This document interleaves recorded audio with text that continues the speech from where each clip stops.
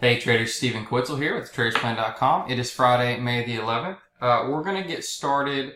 Really, the week has been incredibly strong. I'm getting buy signals everywhere. I know as far as my subscribers, we have been buying positions pretty steady since last week. So let's really get started with the Nasdaq here. So today we're going to cover the overall market indices.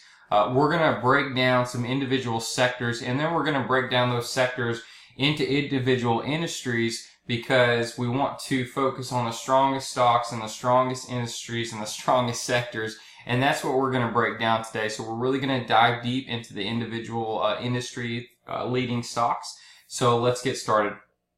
So we have the Nasdaq right here, which is what I'm going to start with. It is definitely up this year now. I think the S&P 500 overall is flat, but you can see right here, really since 2018 or since the end of January, it's obviously been slop, right? A lot of slop in this market, but a lot of times you really need to pay attention. So if we look at the bigger picture here, let's kind of take a step back. So every time it gets close to the 200-day moving average, it has held, right? 1, 2, 3, and even though it didn't really come all the way down to it on the S&P 500, it did.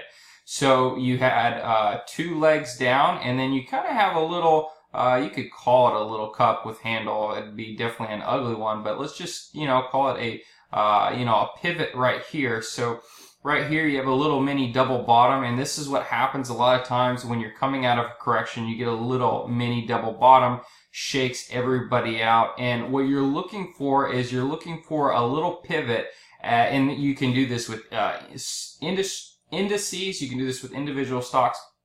If you find a little base, you're looking for the pivot in the middle of the base for this to clear. And what that does is that's telling you that the market or an individual stock is now trying to climb the right side of the consolidation, and instead of getting in way up here, waiting for a 52-week breakout, which wouldn't have been good, you're getting in down here, which gives you just a lot more opportunity. So you had a nice reversal, and what I'm really liking in the Nasdaq is back-to-back days of accumulation. So it's something I learned with IBD. They count accumulation and distribution days. And a distribution day is a down day of negative 0.2% and above average volume. And accumulation is the opposite. It's an up day and above average volume. So you want to see those accumulation days. And even though there was accumulation right here, good accumulation, it just rolled back over. So I don't think, I'm not going to say there's no way we could, take another leg down. But from a lot of the growth stocks that I'm looking at, and we're going to look at some, they are acting well. So when they're acting well, that gives me a lot more confidence that we're not at least going to take another leg down. Doesn't mean we can't chop around a bit, but it gives me confidence that we can have a nice tradable rally.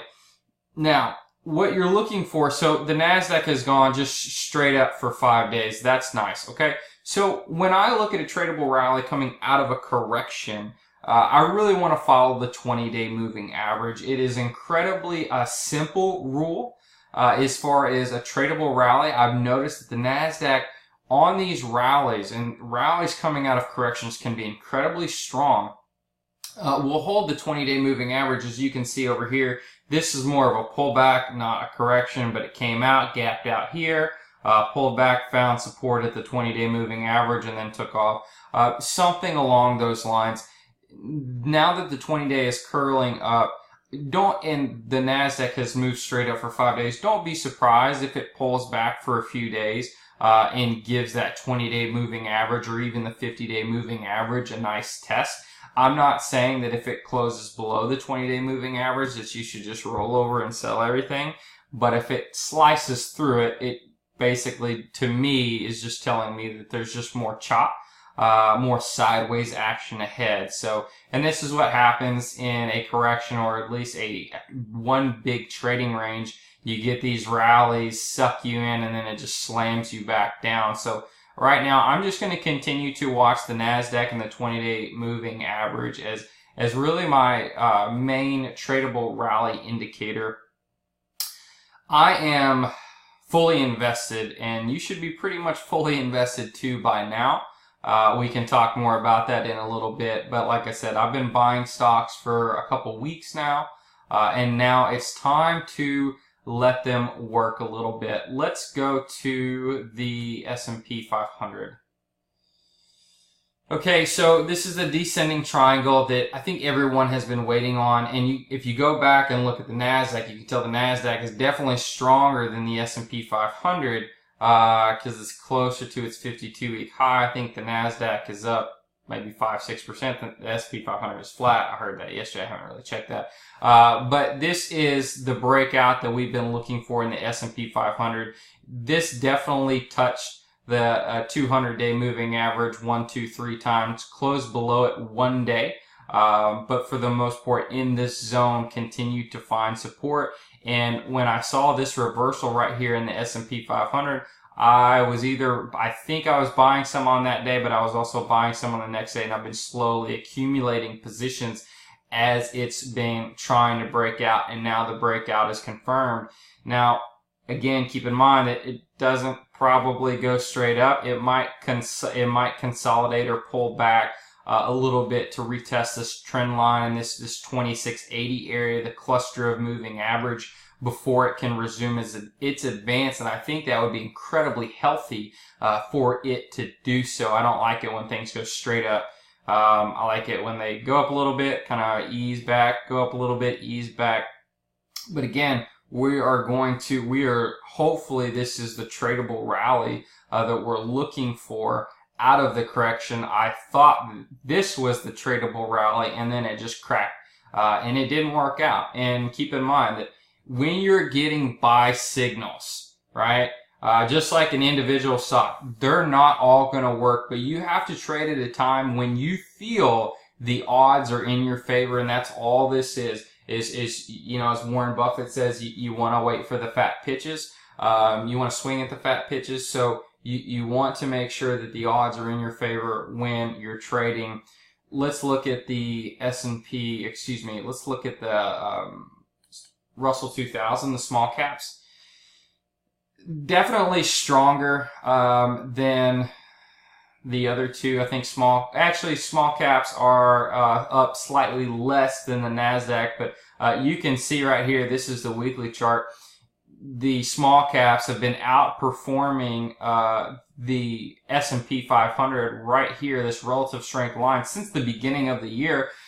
And that's a positive thing. And really, small caps for over a year, from the December of 2016 to January of 2018, underperformed the S&P 500 during this rally. Now we're starting to get the small cap leadership, and I mostly attribute this to the dollar. When the dollar starts to rise, typically small cap leadership takes hold. But either way, you know, what that's telling me is that, you know, risk is on, or at least when people are buying stocks, they're looking for small caps right now. So you can overanalyze it and say why, but it doesn't really matter the why. Sometimes it just matters the what, and small caps are definitely outperforming the S&P 500 and have all year. I typically like to just go back and let's just look at another correction. This is the 2011 correction. And again, I like to use this just to show you that you can get really, really nice tradable rallies coming out of these corrections. You have the 2000, and look how it just kind of held that 20-day moving average after it broke out and came back, pulled back, and it was a nice tradable rally. 2010, the market broke out right here, had a follow-through day. Man, look at that trend. And then you had a correction, probably just pulled back, probably wasn't even 10%, and then a huge tradable rally. So, and then we have the 2015. You have a breakout right here, and then just a nice tradable rally on the 20-day moving average. So let me remind you that if you have your positions in place, I think you should hold them, or at least not try to take profits too early. you know, you don't want to over trade, right? If you got positions in early, right? You got your positions, your portfolio is in place. You don't want to start just, you know, selling every time you get a 4 or 5% gain, selling the whole thing. Now I'm all about, you know, selling half at 6, 7%, anywhere from 6 to 10%, raising your stop to break even and letting the rest run. But every time that you buy and sell, you have to be right on the next time. And if this is a nice tradable rally, which it very well could be, you're going to make a lot more money if you just, you know, buy right and sit tight. Just have your stocks in place and, you know, watch to see what the market does. And there are going to be some weeks where the market might be heading higher and your stocks in your portfolio or some individual positions aren't moving as much. But I feel very confident in telling you, you're going to make more money if you buy towards the bottom of the rally or buy somewhere in here, which we could be somewhere in here, and letting them just run for a little bit and seeing if the market can really have a nice run. It can have, you know, a 1 week run. It can have a multi-month run. Could roll over today. We don't know. That's why you want to have a trend followers mentality. Just stay with it as long as you can, because that's how the money is made. And then, you know, when the market starts to crack a little bit, starts to come under some distribution, raise your stops, you know, take some more profits off the table. You don't have to have it be an all or none decision.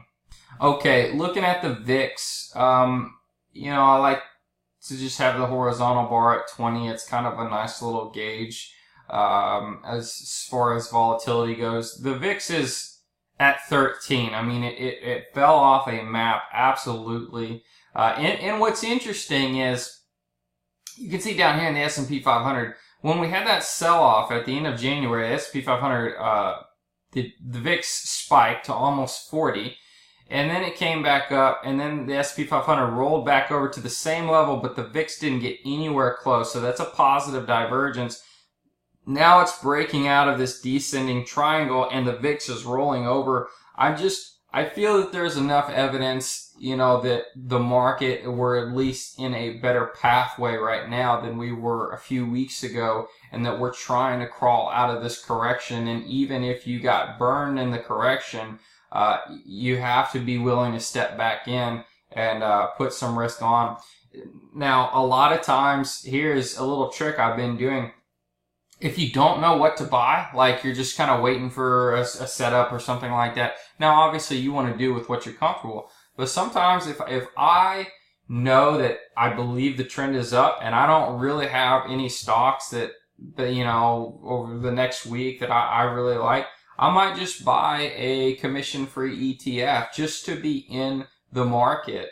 And that way you can get in, and if you can get in and you can ride the stocks up, and then if you find a stock that you like, you can switch it out and you don't have to pay any transaction costs because it's a commission-free ETF. So sometimes when I don't know what to buy, but I feel like I should be in, I'll just buy a commission-free ETF just to get that rise. And I'll do that, you know, when the S&P 500 was testing the 200-day moving average a couple weeks ago. Like, I just felt the support should hold, but I didn't want to take too much risk in buying individual stocks that could slice 10% in a day.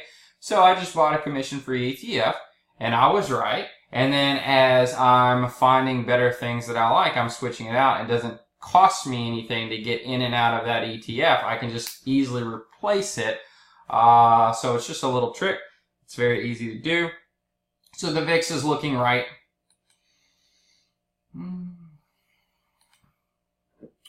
Get a drink of coffee. Okay. Good coffee.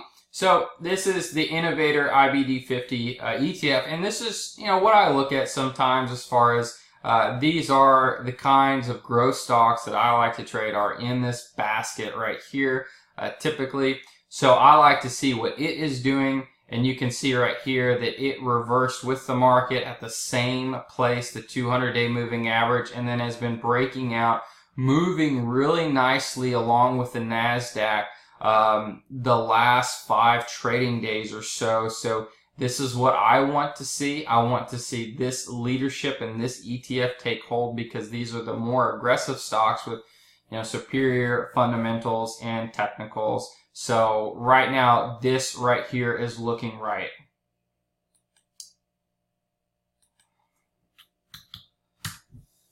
So a couple of, couple of sectors that I'm looking at. You know, you have the marijuana ETF, MJ.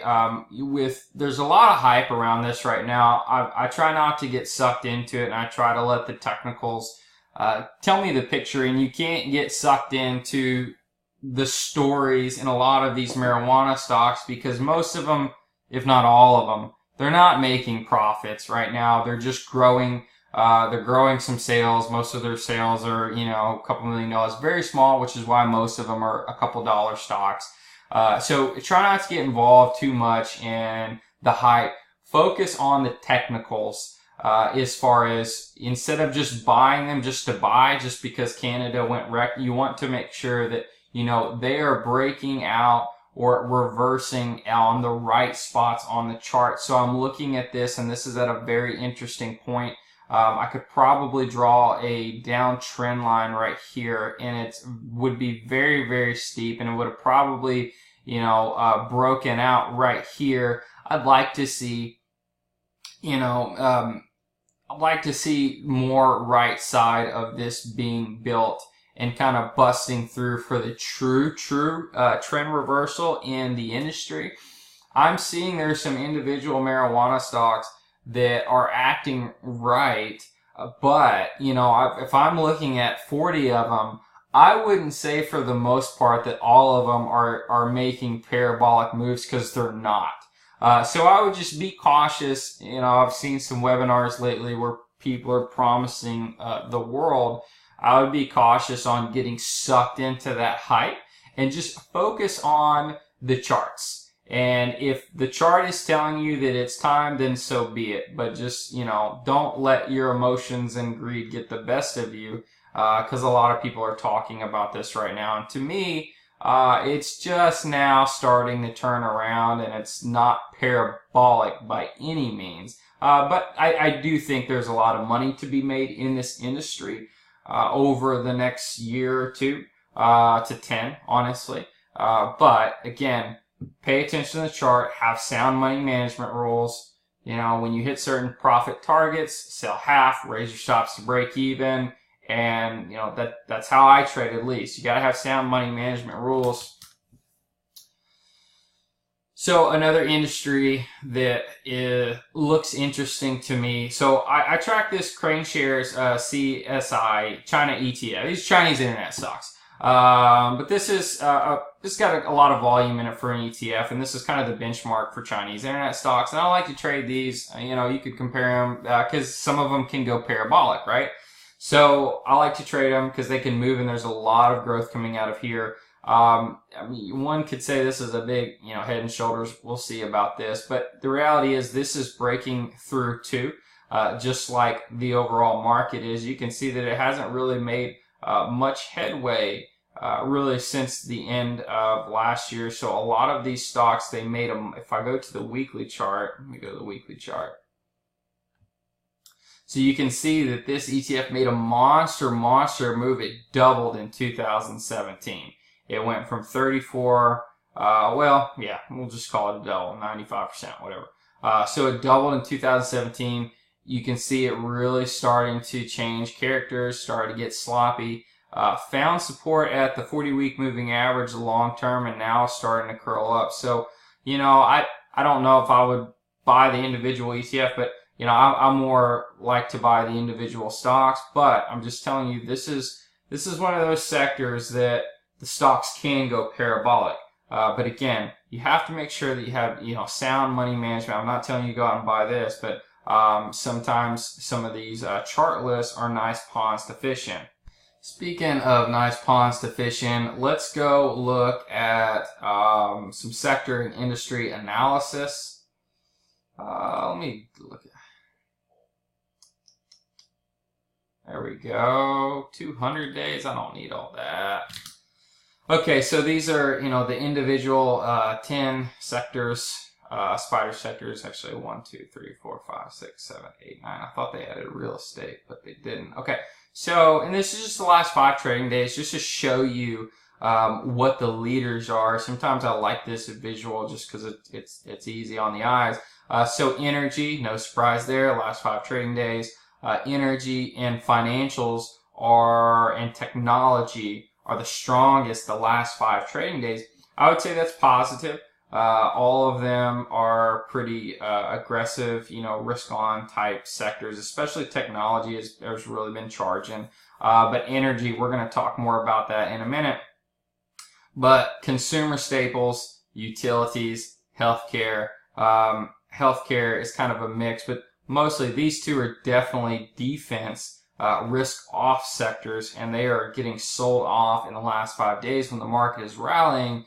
So I would definitely say that that's, kind of to be expected. Now, sometimes when money is rotating, you'll see money rotate out of defense and into more aggressive sectors. So that's positive. Also, I think that the higher treasury yields are pushing these industries down because we're starting to get in a secular bull market in treasury yields and can put some pressure on these industries as well.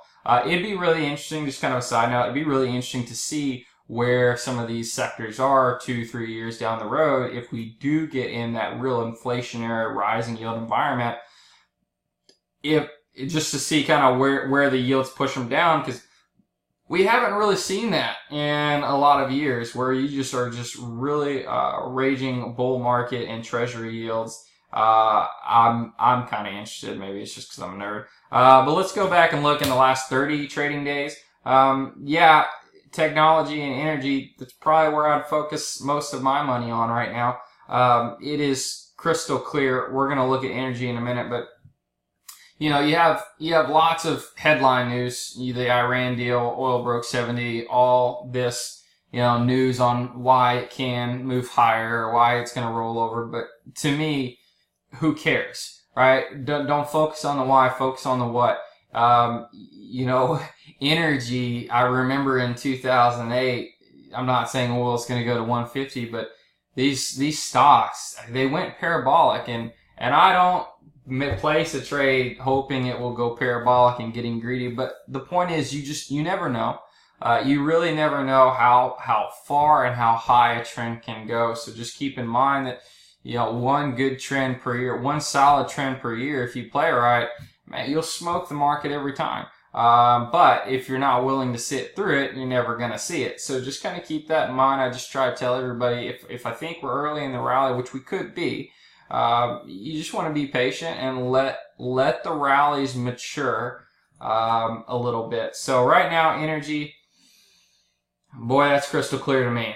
I don't know about you, but that is crystal clear to me. Let's just go look at some of the individual spider sectors. Let's look at 10 per page.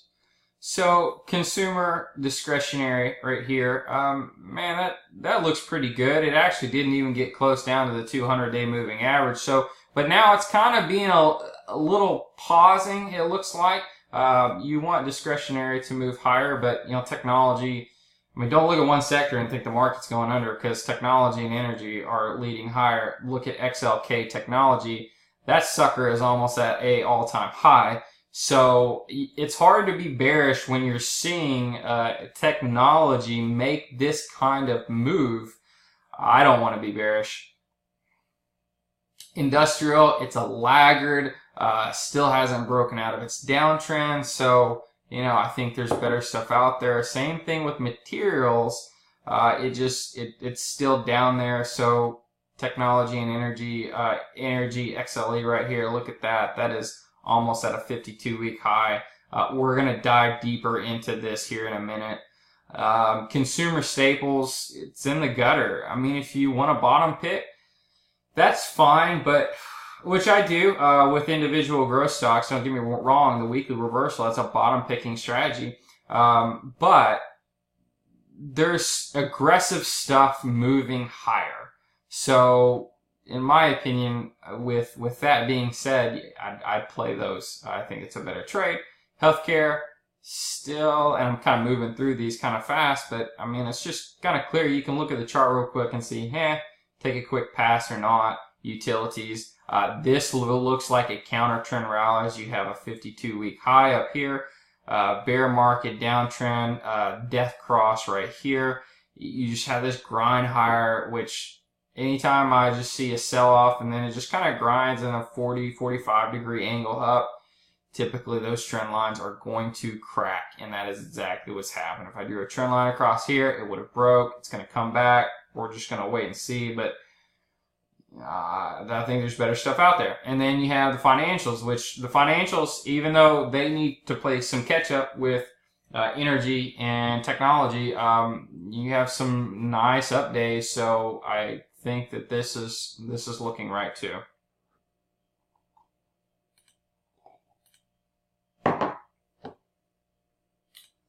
Let's take a look at so taking a little bit deeper dive in energy right here. You have boy, for a second this was looking kind of like a head and shoulders. You know, you got a shoulder, you got a head, you got a shoulder, but no, it broke out. That's why you want to wait. But so you have the XLE, and let me kind of go back a little bit longer. Let me go back 2 years on this. Might mess up my annotation. Okay, so you have XLE. Was just a crappy year for 2017. Went from, I wonder how long of a correction that is. I can drag that and find out. So, okay, so you had a nice 20% correction in 2017 XLE. And then it's just a surge move off the bottom. I remember we played this. Consolidated, another surge. It's so weird too, because it sold off harder than anything at the beginning with the sell-off earlier this year, and it didn't bounce. And that was weird to me. To me, that showed me that it was weaker because it didn't bounce when the market bounced. But the market rolled over again, and this held tight, and now it is the strongest group to me out there right now.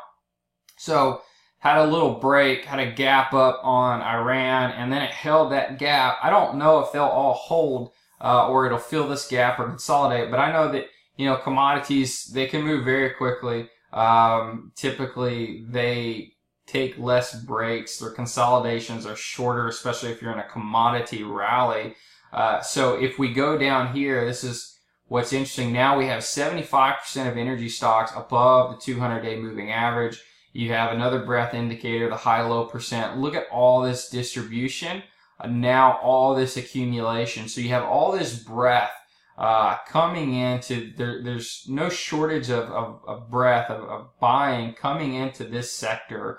So, you know, you want to play the rallies. And if I go back a little bit further, and I'm going to kind of squeeze this, and let's just look at 4 years. Okay, so the point I'm trying to make on this chart, you had it when oil got under $30 right here. Made a nice rally. Came back, you know, and this right here is what we just looked at on the smaller chart. It is just now breaking energy stocks the way I see it. They're only, 5, 6, 7% above the December 2016 high. When you have technology and everything else that has already made just a crazy move, okay?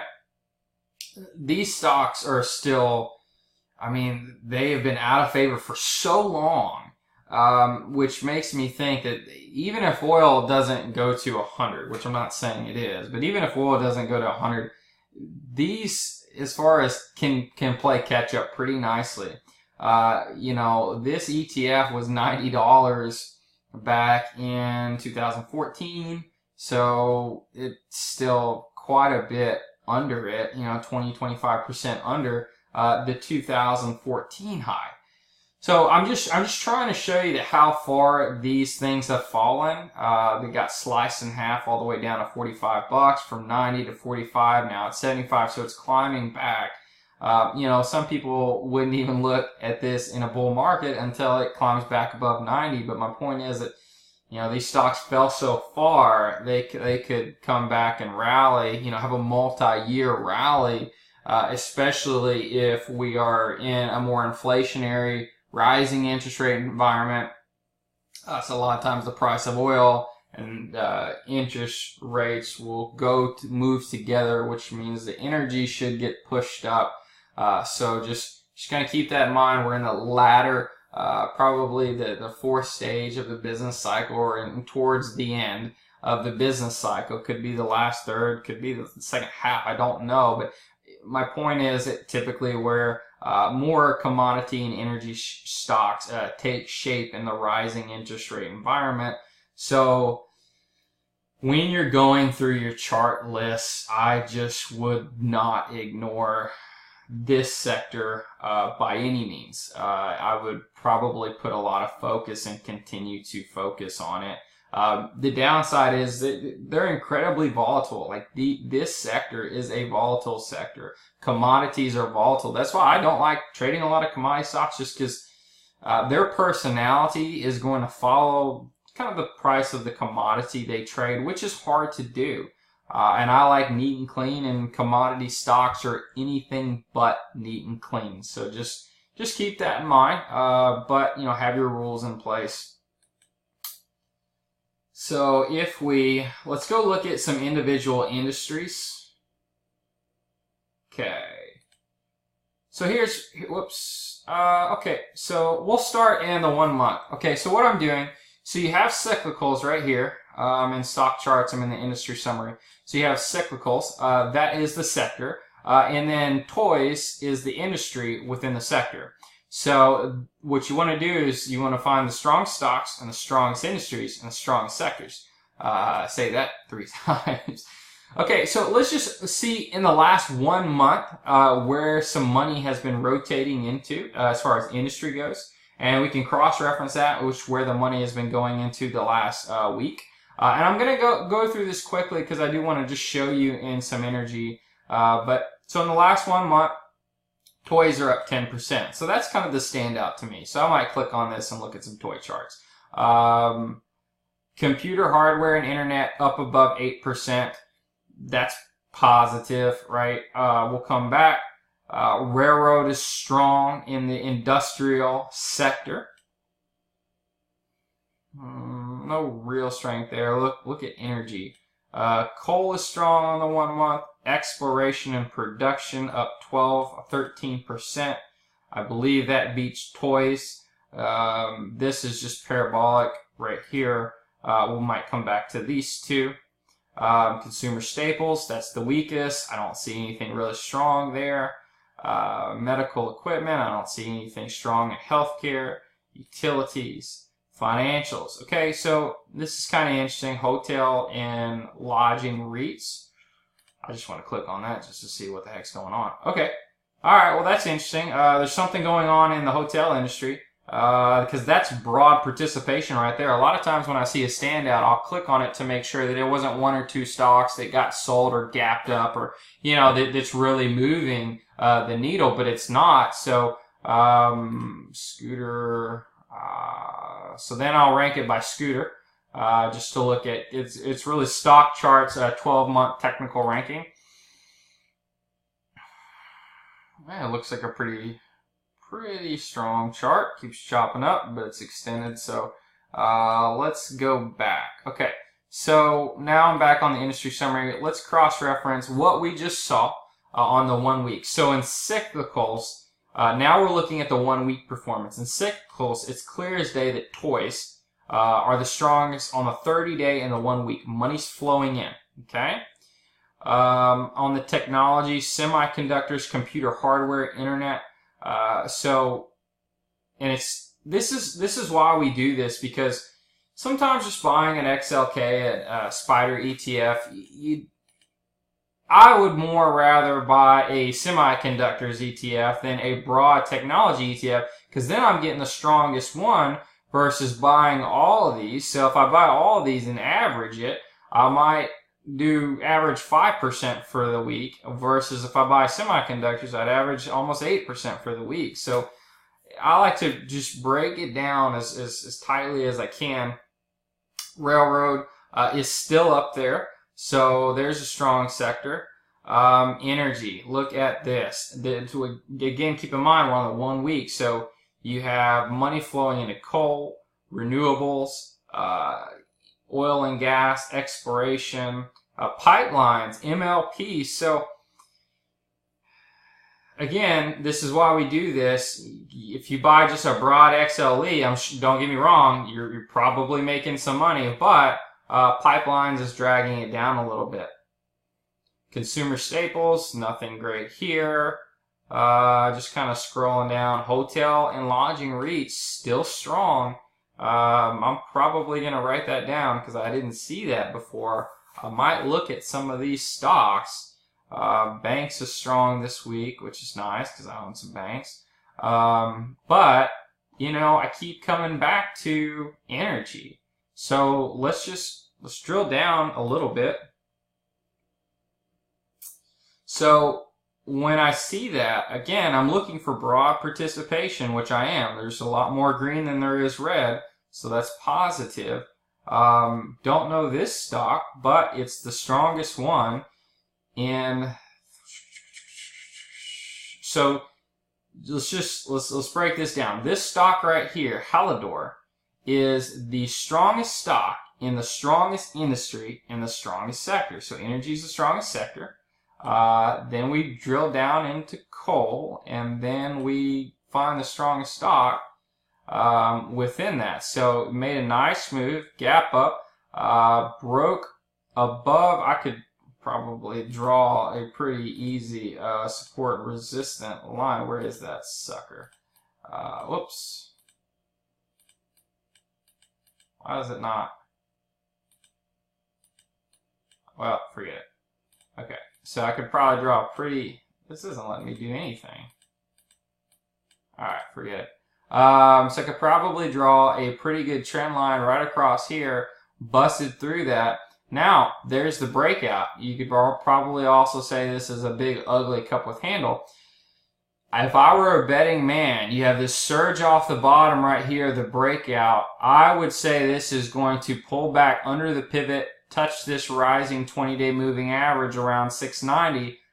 To me, there's your entry right there.